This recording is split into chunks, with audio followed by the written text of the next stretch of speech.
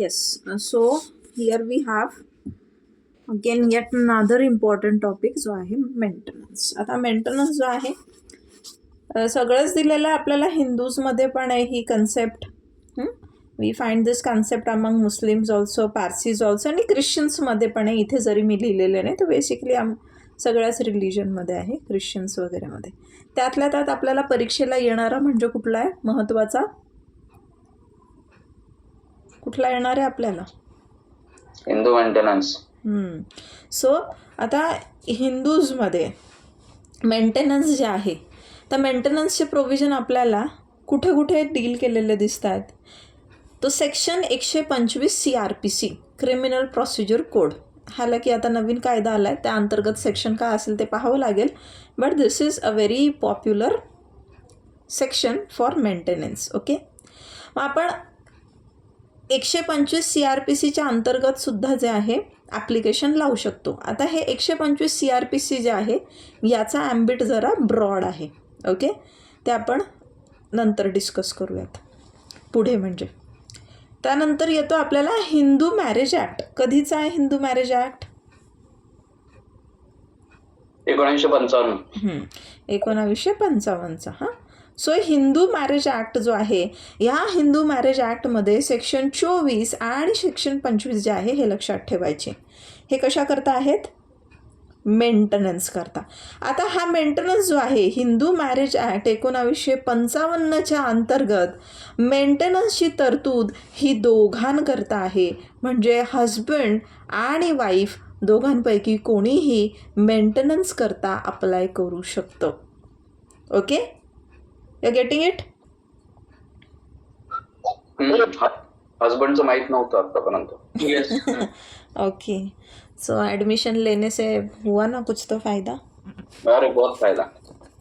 मतलब लॉ में एडमिशन लेने से. हाँ, I am not talking about कि मेरे पास लॉ में राईट. हां. देन आपल्याकडे हिंदू अडॉप्शन आणि मेंटेनन्स ॲक्ट आहे 1956चा.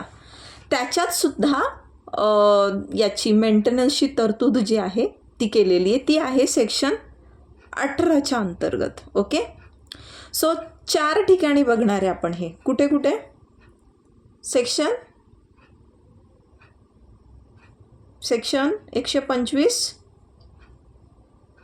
24, 25, 18.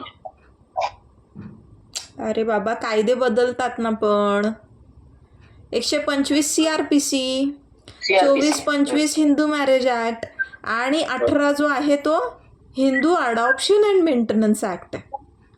ठीक आहे.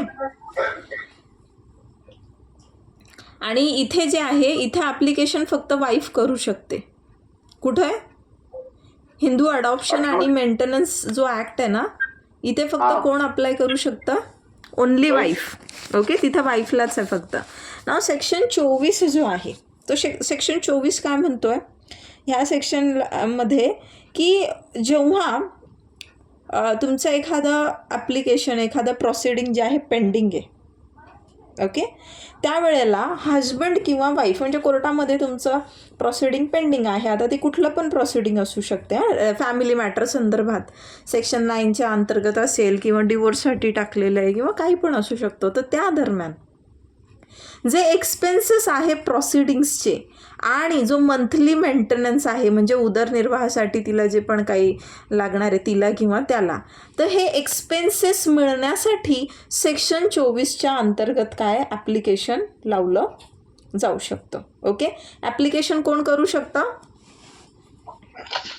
हजबंड अँड हां, हजबंड वाईफ दोघांपैकी कोणी पण करू शकतं. This is not gender specific. Okay, either husband or wife, anyone. कधी मेंटेनन्स कधी मिळतो बरं? जेव्हा त्या पार्टीकडे कुठलाही इंडिपेंडंट सोर्स ऑफ इन्कम नाही आहे. बरोबर आहे ना? If the party is like well to do, the party is in a very sound financial state, maintenance जो आहे तो अलॉट होणार आहे का? नाही. बरोबर. हां, तर जेव्हा त्या पार्टीकडे काही नाही आहे, इंडिपेंडंट सोर्स ऑफ इन्कम नाही आहे, अशा वेळेला दॅट पार्टी कॅन अप्लाय. कशा करता आहे? प्रोसिडिंगचे एक्सपेन्सेस आणि मंथली मेंटेनन्स. कधी? ड्युरिंग द प्रोसिडिंग, म्हणजे ज्या काही प्रोसिडिंग्स चालू आहे तिथे त्यांचं जे काही फॅमिली मॅटर चालू आहे ते डिवोर्ससाठी असेल किंवा ते अजून काय असेल, त्या दरम्यान जे आहे दोघांपैकी कुठली पण पार्टी हे ॲप्लिकेशन लावू शकते. क्लिअर आहे? क्लिअर आहे? तो याला काय म्हटलं जातं? Maintenance pendente lite. काय म्हटलं जातं? Maintenance pendente lite, LITE. हां, LIGST नका लिहू. Then section 25 it speaks of, section 25 जो आहे, सेक्शन 25मध्ये it speaks of permanent alimony आणि मेंटेनन्स. सो इथे पण जे आहे ॲप्लिकेशन जे आहे हजबंड किंवा वाईफ दोघांपैकी कोणी पण लावू शकतो. आता हे कधी?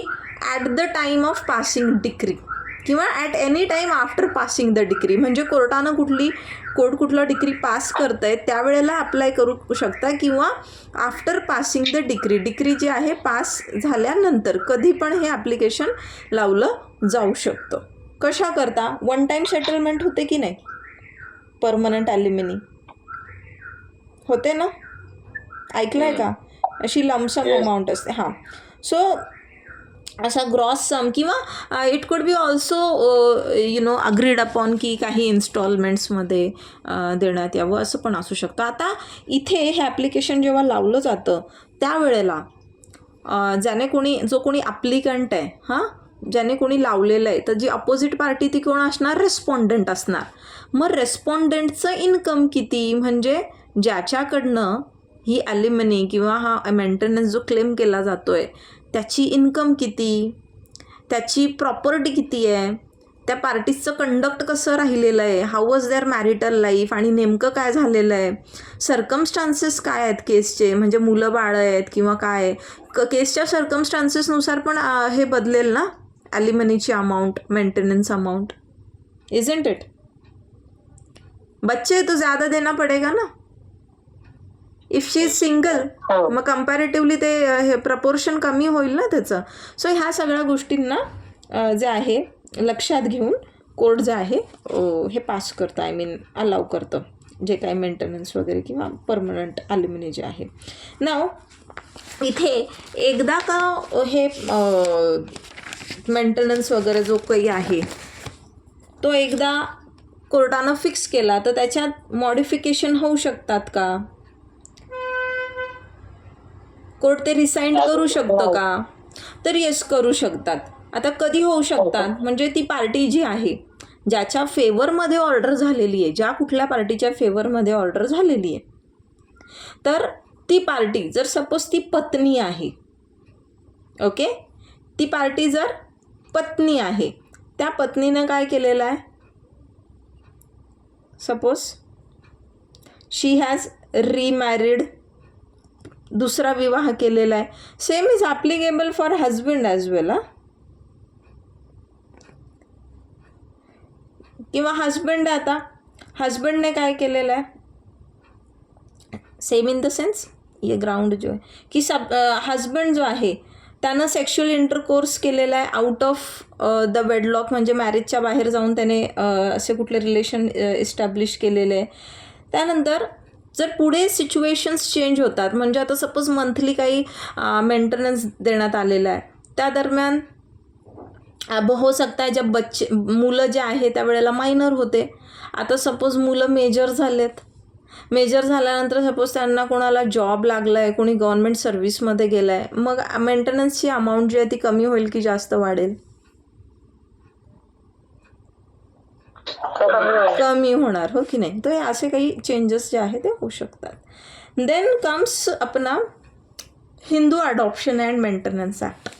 आता ह्या ॲक्टमध्ये काय, during the subsistence of marriage, म्हणजे तुमचं मॅरेज जे आहे, you are in marriage, you have not got out of the marital ties, divorce वगैरे नाही झालेला आहे, पण तो पती जो आहे, पतीचं वागणं काही असं आहे, मी तुम्हाला सांगितलं की ह्या ॲक्टच्या अंतर्गत फक्त कोण क्लेम करू शकते मेंटेनन्स? वाईफ फक्त. त्या हजबंडचं असं वागणं आहे की म्हणजे ह्या फॉलोइंग कॅटेगरीजमध्ये फॉल होतं आहे ते, ठीक आहे. तर ते कॅटेगरीज आपण डिस्कस करू. तर त्यावेळेला ती काय, ती सेपरेट रेसिडेन्सला एंटायटल्ड असते आणि ती मेंटेनन्स क्लेम करू शकते. म्हणजे ती हजबंडकडनं स्वतंत्र काय तिथे निवासस्थान जे आहे ते ती क्लेम करू, ते ती मागू शकते आणि ती मेंटेनन्ससुद्धा क्लेम करू शकते. कधी, जेव्हा हजबंड इज गिल्टी ऑफ डेझर्शन, काही रिझन नसताना सोडलाय, किंवा husband is guilty of cruelty. म्हणजे अशा काही परिस्थिती आहे ना की त्यावेळेला ती बाई जी आहे ना त्याच्यासोबत एका घरात राहूच शकत नाही, म्हणून she is entitled to separate residence. Okay. आणि त्याकरता ती काय, ती मेंटेनन्स पण क्लेम करू शकते. आता क्रुएल्टी हा एक भाग आहे. त्यानंतर बायगेमी. आता सपोज नवऱ्याने दुसरी बायको केली आणि तिलाही त्या घरात घेऊन राहतोय, तर कुठली पत्नी राहू शकेल का असं, जर पतीने दुसरी बायको आणली आहे घरात तर? वेगळं ठेवलं तरी मला वेगळं ठेवलं तरी नाही राहणार है ना. त्या सिच्युएशनमध्ये पण ही वरच्या ह्या 2 गोष्टी क्लेम करू शकते. Then keeps concubine. अभी कीप्स कॉन्क्युबाइन का मतलब क्या होता है? Who is a कॉन्क्युबाइन?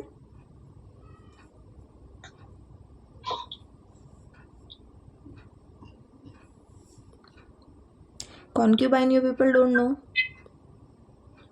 हे मराठीमध्ये म्हणजे लिटरली सांगणं ना थोडंसं मला पण ऑकवर्ड होतं, बट ठीक आहे. मराठी मी बोलते ना, म्हणजे असं ठेवली असं म्हणतात ना ते. द कीप, यांना कीप असं पण म्हणतात. And you know the Hindi word for it. I don't want to say that anyways. So if he keeps concubine, अभी वाइफ के चलते घर में वो किसी और औरत को ऐसे लेके रहेगा, obviously she is not gonna stay there. और the husband has ceased to be Hindu, किंवा तो हजबंड जो आहे आता हिंदू राहिलेला नाही आहे, अशा वेळेला ती सेक्शन 18च्या अंतर्गत काय करू शकते, कोर्टाकडे ॲप्लिकेशन करू शकते. क्लिअर आहे? क्लिअर आहे गाईस? आता जे आहे आपण 125चं बघूयात. हां, 125च्या अंतर्गत 125 CRPC. हे 2 आले लक्षात, 24, 25 आणि सेक्शन 18 हामाचा. हामा म्हटलं जातं याला, Hindu adoption and marriage act. समजलं हे? समजलं. हां. आता नेक्स्ट जे आहे दॅट इज CRPC. आता CRPCच्या अंतर्गत बघा कोण कोण मेंटेनन्स जे आहे मेंटेनन्ससाठी ॲप्लिकेशन करू शकतो. सो CRPC हे आपण असं शॉर्टकटमध्ये म्हणतो, खरं तर it is the code of criminal procedure. Okay, the code of criminal procedure.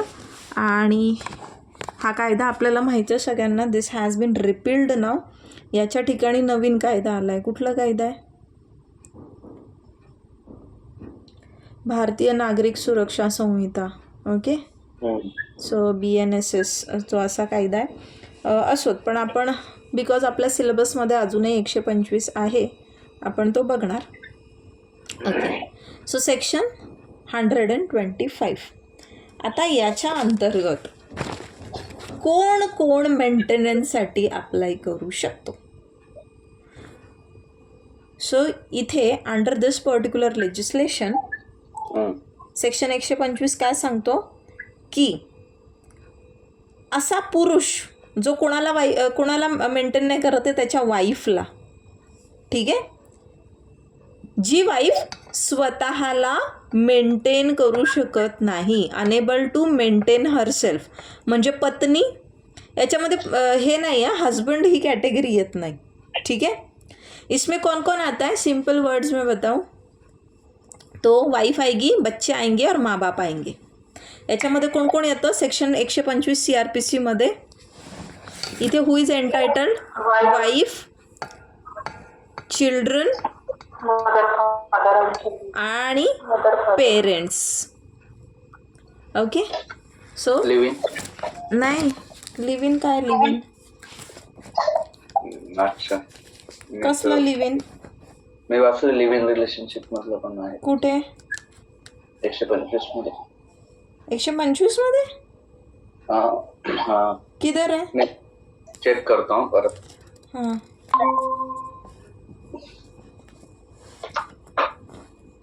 Okay, अशी वाईफ जी स्वतःला मेंटेन नाही करू शकत आहे आणि त्या पुरुषाचे जे काही लेजिटिमेट किंवा इललेजिटिमेट सो त्याच्या एक व्हॅलिड मॅरेजमधनं झालेले मुलं असतील किंवा त्याच्या व्हॉइड मॅरेजमधनं किंवा आउट ऑफ मॅरेज जे आहे जे मुलं जन्माला येतात, तर ही अशी मुलं जी आहे यांना मेंटेन करणं पण त्या बापाची जिम्मेदारी आहे. मग आता याच्यामध्ये आपण जेव्हा चिल्ड्रन म्हणतो तर चाइल्ड ह्या कॅटेगरीमध्ये कोण येऊ शकतं? चिल्ड्रन म्हणजे काय? इथे सन पण येतं आणि डॉटर पण येते, बरोबर. मग त्या डॉटरचं जर लग्न झालेलं असेल तर तिला मेंटेनन्स मिळेल का बापाकडनं? नाही. मग ती डॉटर अनमॅरिड असेल तोपर्यंत तिला मेंटेन करणं इज फादर का जिम्मेदारी. ओके. पण आता आणि सन जो आहे, सनचं काय? टिल द मॅरेज, जोपर्यंत मायनर आहे. मॅरेजपर्यंत कशाला? जोपर्यंत मायनर आहे. आता बियॉन्ड मायनॉरिटी कधी बरं बघितलं जाणार? बियॉन्ड मायनॉरिटी म्हणजे मेजर झाले तरी सुद्धा अनसाउंडनेस होत नाही. जेव्हा काही फिजिकल किंवा मेंटल इन्फर्मिटी आहे, है ना, काही डिसेबिलिटी आहे, फिजिकल मेंटल लेवलचा काही पण असा त्रास आहे, तर त्यावेळेला की जेव्हा ते मूल जे आहे स्वतः नाही स्वतःचं काय लाईव्हलीहूड अर्न करू शकत, अशा वेळेला. ओके. नेक्स्ट इज आता मुलं, बायको झाली, मुलं झाले, त्याच्यात आपण लेजिटिमेट इललेजिटिमेट दोन्ही पण बघितलं. नेक्स्ट कम्स त्याचे फादर आणि मदर. ठीक आहे. फादर मदर जे कोणी असेल, कसे? जे स्वतःला मेंटेन करू शकत नाही, अनेबल टू मेंटेन. हे नाही की मग वडिलांची पेन्शन येते, आईची पेन्शन येते आणि तरी मागताय, त्यांच्याकडे प्रॉपर्टी आहे सगळे. No, they must be in such a situation where they are not able to maintain themselves. Okay.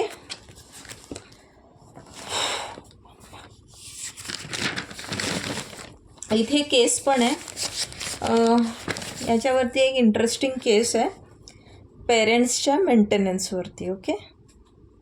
Case law, ही केस आवर्जून लिहून या हां तुम्ही मेंटेनन्स करता. So the case is Vijaya Manohar Arbat versus Kashirao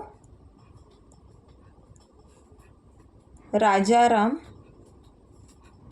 Sawai.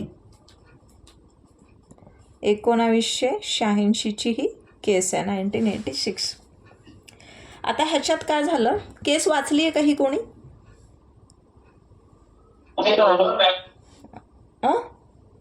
Yes or no? ठीक आहे. इथे ही एक मुलगी आहे, ठीक आहे. हिची लहानपणीच काय, आई जी आहे, हिची आई जी आहे तिची डेथ होते.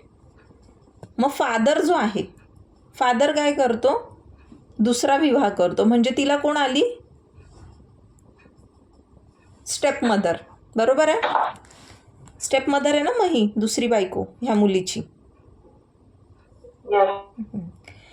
आता हिच्या लहानपणी हे दोघं जे आहे ना, हिला फार क्रुएली ट्रीट करतात. सावत्र आई तर ती अशी पण बघत नाही. सो हिला क्रुएली ट्रीट केलं जातं आणि बाप पण तो असेल त्या दुसऱ्या आईच्या नादात. सो त्यानं पण तसंच काहीसं केलं. So this child was very neglected and treated, ill treated. Okay. Now she grows up, she becomes a doctor. पुढे ही मुलगी मोठी होते, ही काय डॉक्टर बनते. तिचं प्रॅक्टिस वगैरे चांगलं चालू असतं. ठाण्यामध्ये तिचं clinic. Okay. She becomes a doctor आणि लग्न वगैरे करते ती. She gets married and she is now well settled in her life. Okay. Meanwhile इकडे काय होतं, आता हे जी तिची सावत्र आई आहे, द स्टेप मदर, आणि जो तिचा सख्खा बाप आहे, ज्यांनी लहानपणी दुर्लक्ष केलेलं, यांना एकही मूलबाळ होत नाही. ओके, दे बिगॉट नो चिल्ड्रन, म्हणजे काय, त्यांना मूलबाळ जे आहे झाले नाही. आणि त्यांची परिस्थिती जी आहे ती फार मिझरेबल होते. They are in a very miserable state of life. मतलब उनके पास पैसा पानी कुछ नहीं है, खुद भी बूढ़े हो गए हैं ना, तो इनके पास ना, तर हे आता काय करू शकतात, काहीच नाही आहे. आणि मग ते मेंटेनन्स मागतात ह्या मुलीकडनं, जी डॉक्टर मुलगी आहे ना त्यांची, तिच्याकडनं ते मेंटेनन्स मागतात. सांगा आता ह्या मुलीने मेंटेन करायला पाहिजे का? याची जबाबदारी येते का?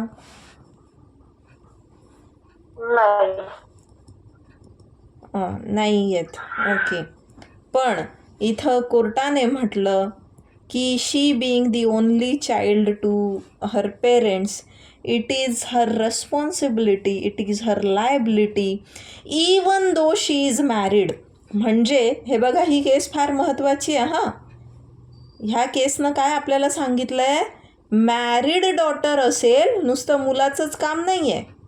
जर मुलगी आहे, तिचं लग्न जरी झालेलं असेल, पण कधी जेव्हा त्या मुलीकडे पण काही संसाधनं आहेत हां, असं नाही की त्या मुलीचंच फार वाईट आहे आणि तुम्ही तिच्याकडे मागताय, नाही.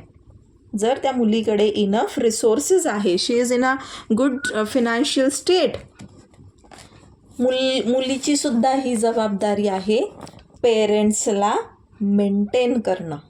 Got it? What the case sed?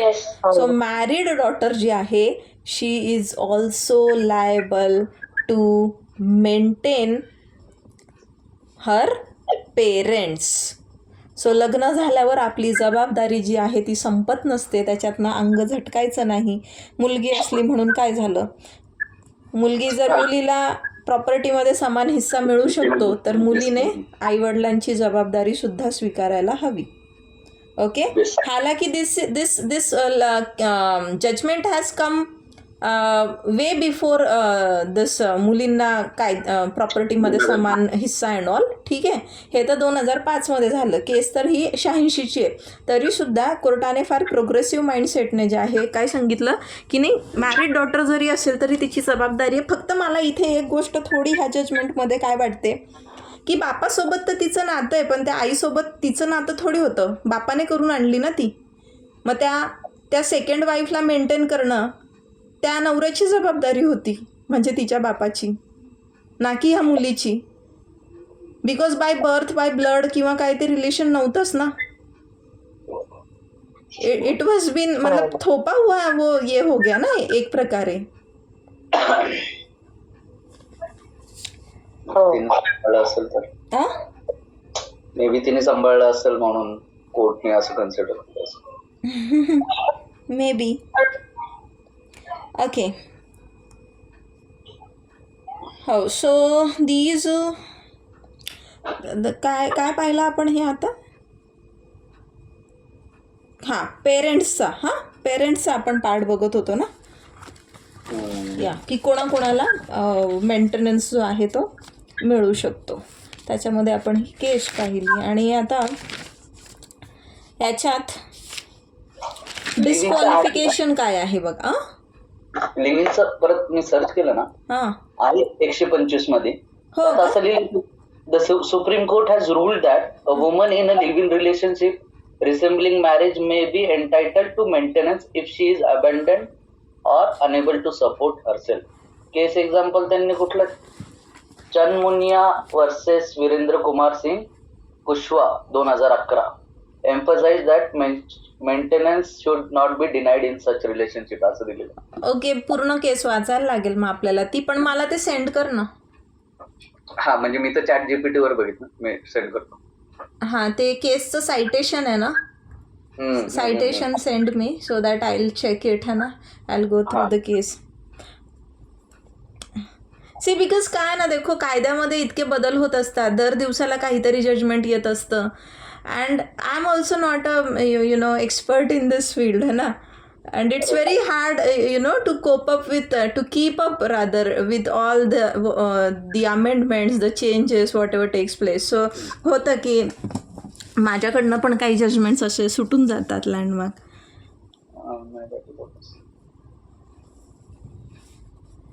Okay. PhD करतात लोक तरी त्यांना बेसिक्स माहीत नसतात.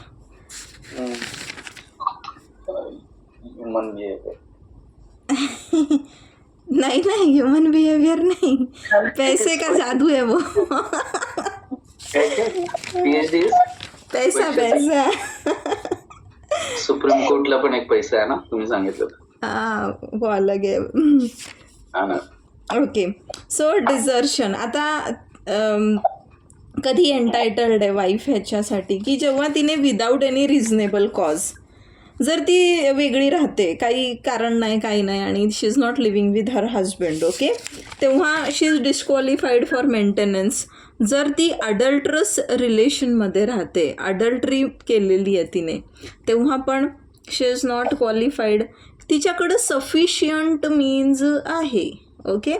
आता इथं तीच नाही आहेत फक्त, इथं सगळे येतात. कोण कोण? पत्नी, आईवडील, मुलं, है ना, यांच्याकडं काय आहे? सफिशियंट मीन्स आहे स्वतःला मेंटेन करण्यासाठी. त्यावेळेला they are disqualified from getting any maintenance.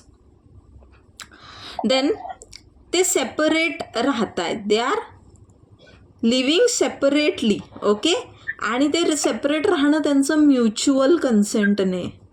Husband wife दोघांनी काय केलेलं आहे? म्युच्युअली ते वेगळे राहत आहेत आणि इथं वाईफने तिचा अधिकार जो आहे तो वेव ऑफ केला आहे. वेव ऑफ करणं म्हणजे काय? To give up.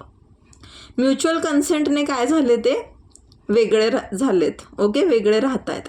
आणि त्या केसमध्ये वाईफ होता है ना, भाई तू मेरे को कुछ भी मत दे, मेरे को कुछ चाहिए नहीं तेरे से, बस छुटकारा दे दे, that kind of situation. Wife has voluntarily given up her right. Given up her right of what? Maintenance.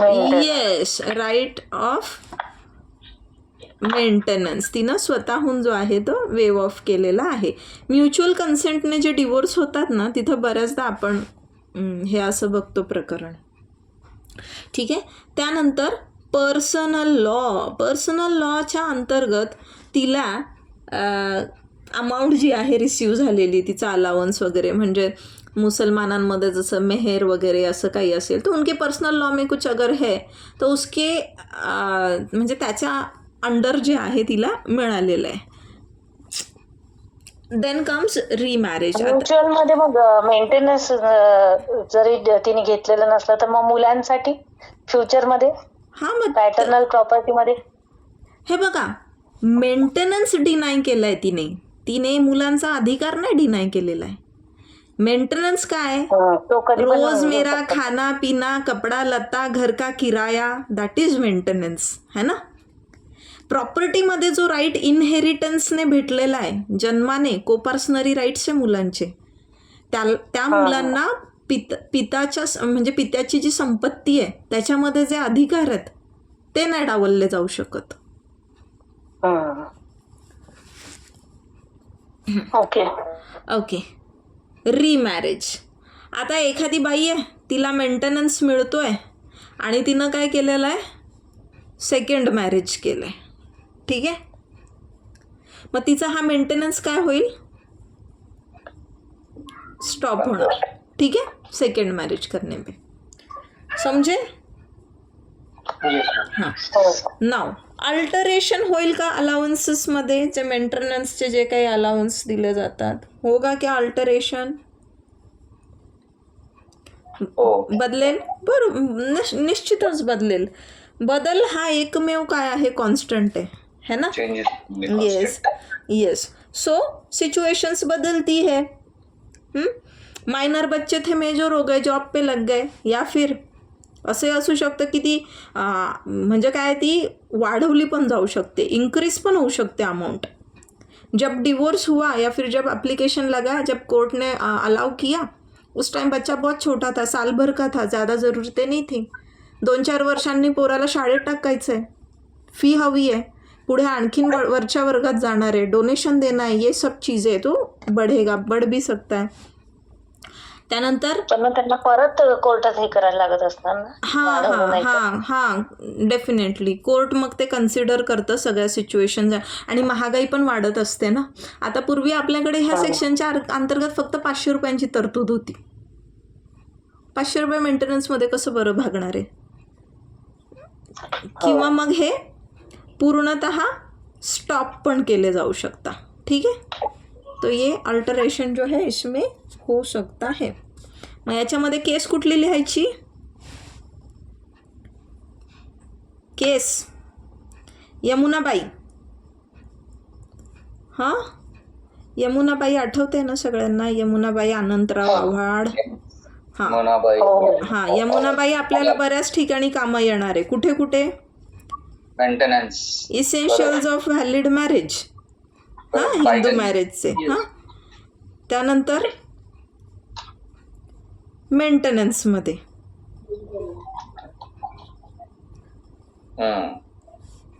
अजून इललेजिटिमेट चाइल्डच्या किंवा व्हॉइड मॅरेजमधनं जे चिल्ड्रन बॉर्न होता त्यांच्या राइट्समध्ये 2-3 जगह पे आप ये कोट कर सकते हो दिस वाला केस. ओके.